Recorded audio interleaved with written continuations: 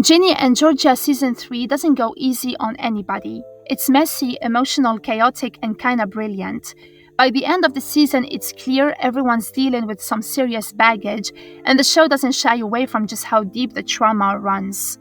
The season kicks off with Georgia basically losing everything.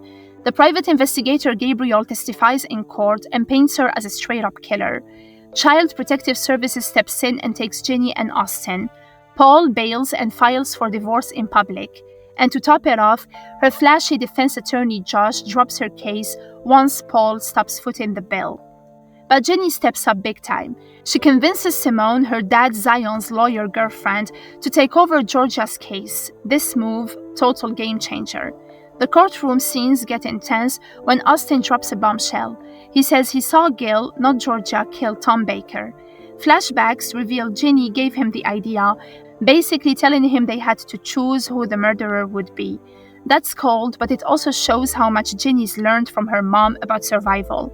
And yeah, she might have inherited some of Georgia's darker instincts.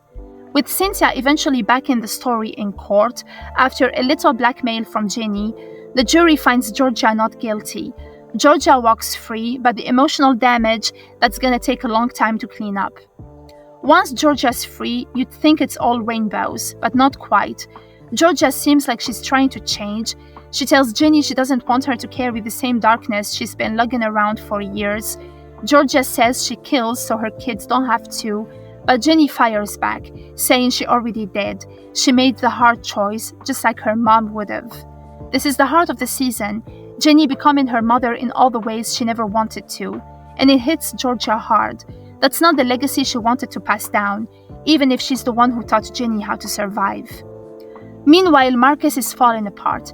His drinking is out of control, he's failing school, and he tells Ellen he hates himself. When he finally breaks down in front of his mom, it's brutal. The season ends with Ellen taking him to rehab after Max pushes for it.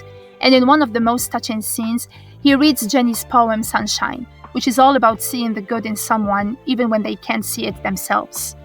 Ginny also confesses she still loves Marcus, even though she's not sure he feels the same. But in classic Marcus style, he kisses her, and finally admits he still loves her too. It's messy, it's sad, and it's real. Paul, meanwhile, watches his whole world crumble. His support of Prop 38, letting fast food chains into Wellsbury, backfires big time. The recall vote may pass and he would be out. He blames his campaign manager Nick, fires him, and spirals. Oh, and he also confesses to Joe that he slept with Georgia again recently, which leaves Joe very confused. Then Joe confronts Georgia. He knows the truth, that she killed Tom, and she admits it. She lays it all out. Yes, she's done terrible things, but with Joe, she doesn't want to lie anymore. She wants to stop running. The fact that Joe doesn't freak out and actually kisses her, that says a lot about how much he still cares. It's messy, but it's honest. Something Georgia hasn't had much of. Just when things seem like they're settling down, we get that final twist. A sketchy couple, Georgia's mom and abusive stepdad, are seen watching her house. They know where she is and they're coming.